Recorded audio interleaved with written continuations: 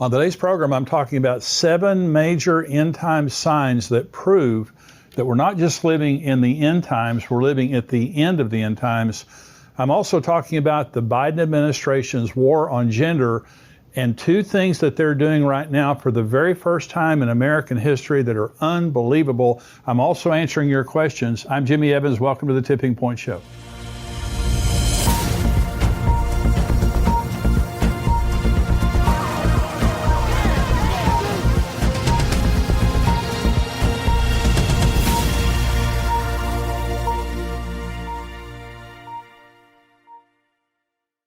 Welcome to the show today. I want to, first of all, just encourage you to subscribe to my channel if you're watching this on YouTube and like it. So the more you do that, the more people see this and the more people are able to get these messages and get the encouragement from them. But thank you for joining me today. I want to bring this message, first of all, on 7 major end times signs. Now, these are all specific to Israel, but these are all from the Word of God, and they all prove now that we're living in the end times. If you have friends, if you have family members or someone around you and they're scoffers and they scoff at the end times, these things that I'm about to tell you, these are absolutely undeniable signs that the Bible foretold thousands of years ago would happen in the last generation, and they've all happened in the last 73 years. So this is Genesis chapter 1. This is where I want to begin. God said, "Let there be lights in the firmament of the heavens to divide the day from the night, and let them be for signs and seasons and for days and years, and let them be for lights in the firmament of the heavens to give light on the earth." And it was so. So God created the lights in the heavens, and he said, let these be for signs and for seasons. Well, the word sign in the Hebrew is the word oath, and it means a signal, a banner, something that's showing you, like a sign on the highway. You're going down the highway, and the signs on the highway tell you where you're going and how far away you are. That's exactly what signs do related to the end times. The word season is the Hebrew word moed. It means feast, like the Feast of Israel. It also means an appointed time or a sacred season. So God is telling us now in the stars from the very beginning in Genesis 1, when God created the heavens and the lights in the firmament, he said, I'm doing this to show the people on the earth signs and also special seasons, sacred seasons, the Feast of Israel. So understand this, from the very beginning, God established a universal method of communicating to mankind about important things that were happening and would happen in history, especially regarding Israel. Now understand this, these are universal. So when Jesus was born the first time, when he came to the earth the first time, there was a star that led the wise men to Bethlehem. Now the world, it was there for all the world to see. I mean, it wasn't just there for the wise men, everybody could see it. But people didn't care, or they weren't watching for it.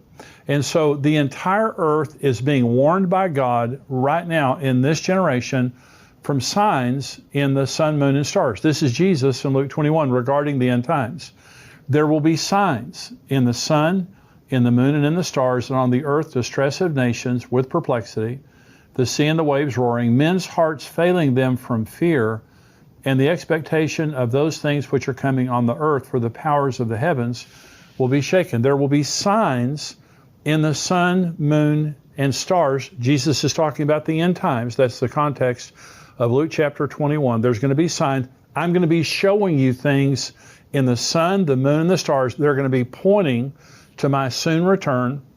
I'm going to be showing you signs. Well, the question is, have there been signs? The first 2 major end time signs I want to talk to you about are absolutely incredible things that have happened in the sun, moon, and stars in the last 73 years. Okay, remember, this is Joel now, that there's going to be signs in the sun, moon, and stars. This is Joel chapter 2, talking about the end. It says, I will show wonders in the heavens and in the earth, blood and fire and pillars of smoke. The sun shall be turned into darkness, that is a solar eclipse, and the moon into blood before the coming of the great and awesome day of the Lord. Well, the coming of the great and awesome day of the Lord is the return of Jesus, the second coming of Jesus and the rapture. And so before that day comes, Joel says, and by the way, this is what Peter quoted in Acts chapter 2, okay, about the end times.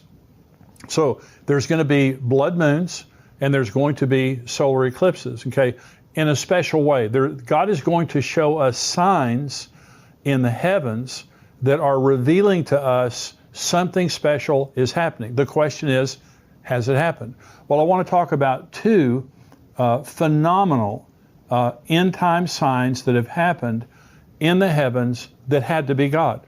The first are the blood moons. I don't know if you've heard about the establishment of blood moons, but by the way, a lunar eclipse is a blood moon. When the earth gets between the sun and the moon turns red. It's a blood moon. And so this is what Joel was talking about. Well, there have been 3 sets of tetrads. Now, a tetrad is a set of 4 lunar eclipses that happen back to back in 2 years on Jewish holy days. This would be on Passover. You see the graphic there right now on your screen. Now, these are the tetrad that happened in 2014, 2015. And so on Sukkot of 2014 and 15, you had a blood moon.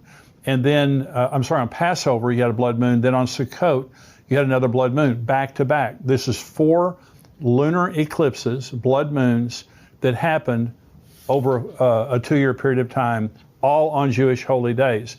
Now, that happened in 1949 and 50. Remember, Israel became a nation in 1948, and the tetrad of blood moons, like you just saw there, happened in 1949 and 1950, all on Jewish holy days.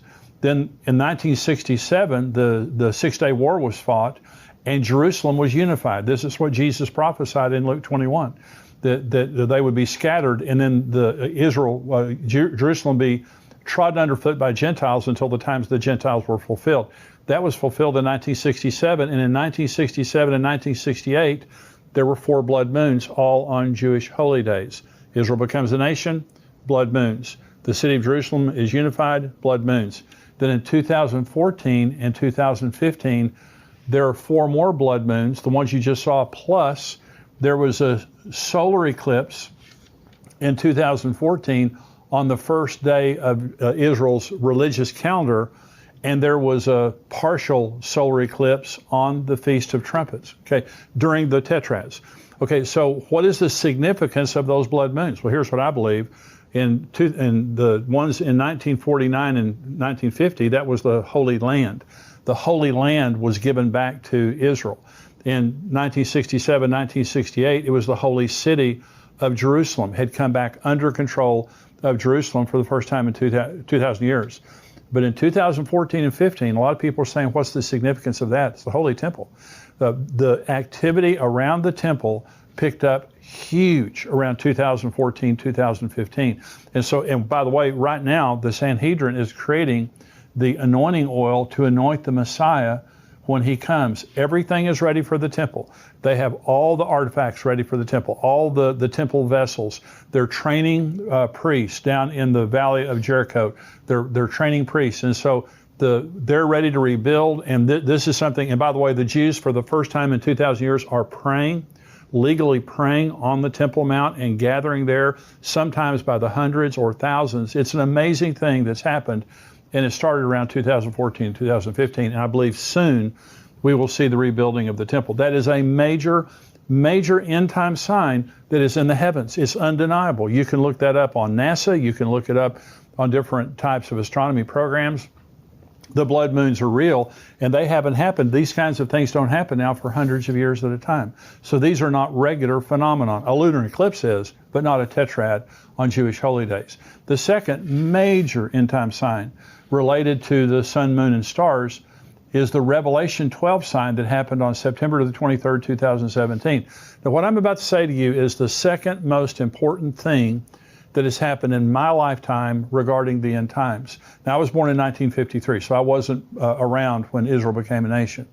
But I was around in 1967 when Jerusalem was reunified. That's the most important thing that's happened prophetically in my lifetime. The second most important thing was the Revelation 12 sign on September 23rd, 2017. Here's the Revelation 12 sign. This is Revelation 12 describing now an end times astronomical sign that's going to happen. You see a graphic there on your screen. But this is Revelation 12. Let me read the scripture, then I'll explain the graphic to you. A great sign appeared in heaven, a woman clothed with the sun, with the moon under her feet, and on her head a garland of 12 stars. Then being with child, she cried out in labor and in pain to give birth. And another sign appeared in heaven. Behold, a great fiery red dragon, having 7 heads and 10 horns, and 7 diadems on his heads. His tail drew a third of the stars of heaven and threw them to the earth. And the dragon stood before the woman who was ready to give birth to devour her child as soon as it was born. She bore a male child who is to rule all nations with a rod of iron.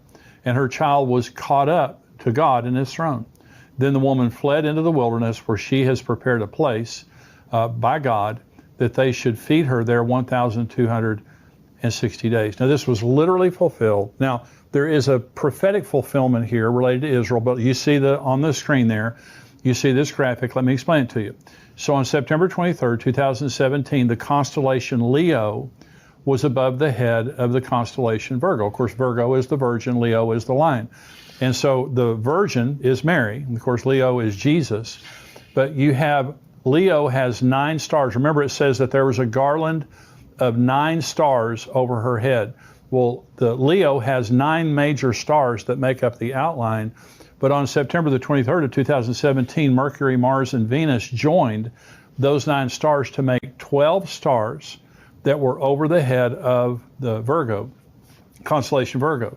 And then the sun, you'll notice on that graphic there, the sun was over Virgo's shoulder, the Virgin's shoulder. In other words, she was clothed with the sun, and the moon was under her feet. You can see it right there. Then Jupiter, which is called the king planet, which the Jews associate with the Messiah. Now this is extraordinary. The Jupiter entered the womb of Virgo on November the 20th of 2016 and retrograded, which means it stayed in the same place. It looked like it was staying in the same place. It retrograded from February to July, then exited the womb on September the 9th, 2017. It was inside the womb exactly 41 weeks, which is the time of human gestation. And then it came out. It came out between the legs of Virgo. It exited the legs of Virgo. And by the way, it says that the male child was caught up. That's raptured, harpazo. And this is the next graphic here. You'll see now that between the legs of Virgo, there was a red, creepy object. I mean, this is, it's incredible. This is between her legs, and it was redacted by NASA and also by Google Sky. And you say, why? Redacted means they put a little black box over it to block it out from being there. And you can see it if you look carefully between the legs of Virgo there. You'll see that little black box. You'll also see this is the actual image that they're blocking out there. It is this creepy red, it's infrared, creepy red creature that looks like a dragon with 12 heads and all that kind of stuff like that. This actually happened on September 23rd, 2017. And so I'm saying to you, this is absolutely amazing. When Jesus said there will be signs in the sun, moon, and stars, you can check that box. 2 major end-time signs have appeared in the heavens. By the way, there's a software program called Stellarium, and this is where some of those pictures come from. By the way, that one of those charts there was a Louis Vega chart. He does phenomenal charts there.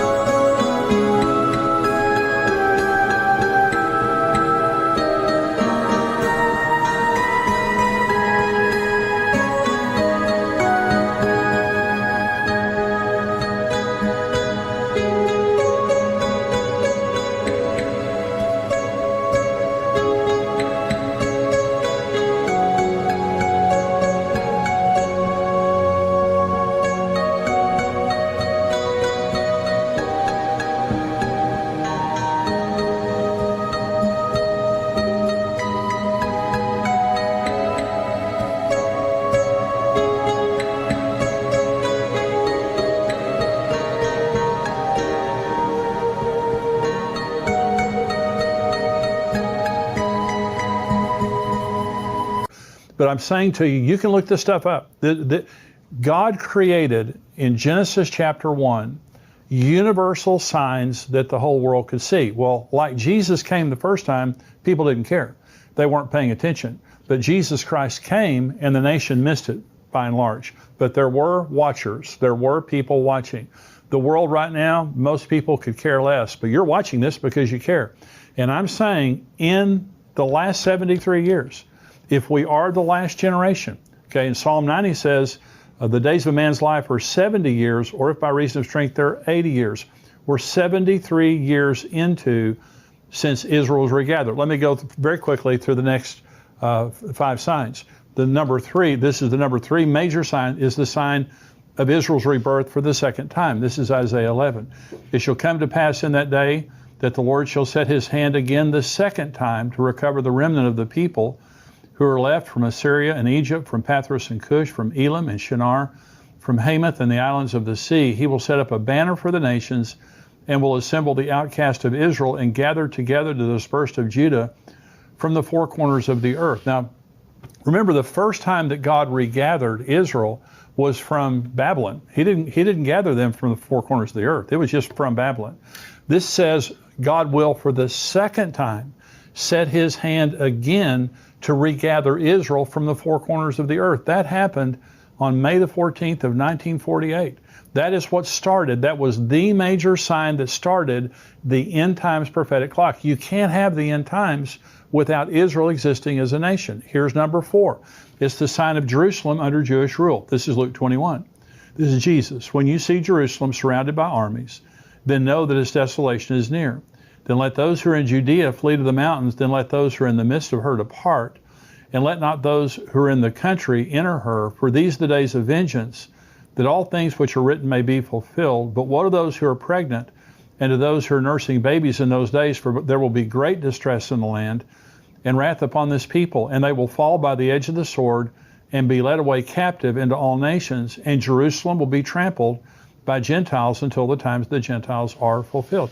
Now, Jesus prophesied that 40 years before it came to pass. By the way, Daniel also in Daniel 9 prophesied exactly the same thing, that the Jerusalem would be destroyed. But Jesus also says Jerusalem will be trodden underfoot by the Gentiles until the times of the Gentiles are fulfilled. So the Roman general Titus came, he killed over 1 million Jews. He destroyed the city of Jerusalem. He destroyed the sanctuary. He took the rest of the Jews captive and led them back to Rome, scattered them around the world, just like the Bible says they would. But then in 1967, Jerusalem was reunited under Jewish control, and that was a major, major end-time sign. Now, these things, like I said, these are from the Bible. This has been in circulation for thousands of years. These are not new things, and they're not esoteric. They're not secret or hard to divine. These are clear scriptures that say things that are going to happen in the end times. This is the next sign, the sign of the division of the land of Israel, Joel 3. For behold, in those days and at that time, when I bring back the captives of Judah and Jerusalem, like we just said, I will also gather all nations and bring them down to the valley of Jehoshaphat. And I will enter into judgment with them there on account of my people, my heritage Israel, whom they have scattered among the nations. They have also divided up my land. I've been talking to you about the Biden administration. They're trying now to take East Jerusalem. They're trying to open a consulate in East Jerusalem for the Palestinians, which gives the Palestinians ownership of East Jerusalem. It recognizes the Palestinians as having the ownership of East Jerusalem. Israel's saying, why don't they put it over on Ramallah? Why don't they put it on the West Bank? The Biden administration says, no, we want to put it in East Jerusalem. We want to recognize the Palestinians' right to East Jerusalem. They want to take away the Golan Heights. They want to move them out of the West Bank and out of East Jerusalem where they have settlements. The land, they took away Gaza. They took away the Sinai. The land of Israel is being divided by the United States, by the United Nations. This is happening in your lifetime, and God says that He is angry, that He is going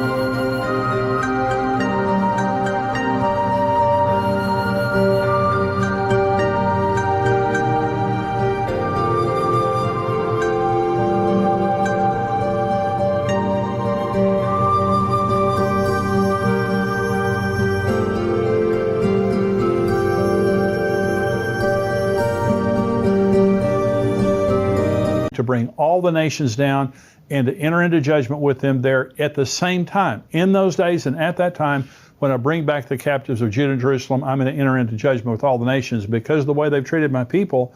They've scattered them around the nations, and they've divided up my land. And by the way, it is God's land. No man can claim that land. It is God's land. This is sign number 6. The sign of Jerusalem being the most controversial piece of property on the earth that would cause Armageddon. Jerusalem right now, in the news right now, is in the news more than any other place. It is the most difficult foreign policy issue of the entire earth. No one can solve that problem. This is Zechariah chapter 12. Behold, I will make Jerusalem a cup of drunkenness to all the surrounding people when they lay siege against Judah and Jerusalem. And it shall happen in that day that I will make Jerusalem a very heavy stone for all peoples. All who would heave it away will surely be cut in pieces, though all the nations of the earth are gathered against it. The last scene of human history is the entire earth coming against Jerusalem. And during the Obama administration, the United Nations was trying to impose a two-state solution on Israel. Impose means they're going to militarily impose. They're going to force Israel to give up East Jerusalem. And this is what's going to happen. They're not going to give up East Jerusalem. The Jews have consistently said that Jerusalem is the eternal, indivisible capital of Israel. The world will hate them for that. They will continue to pressure them for that. This is happening in our news right now. You don't have to look around to make this thing happen. This is happening right now. But it's going to get worse until the point that there's an ultimatum given by the United Nations, the armies of the world, but they will ultimately come against Israel. Jerusalem is the most difficult issue today and the most contested piece of real estate on the earth.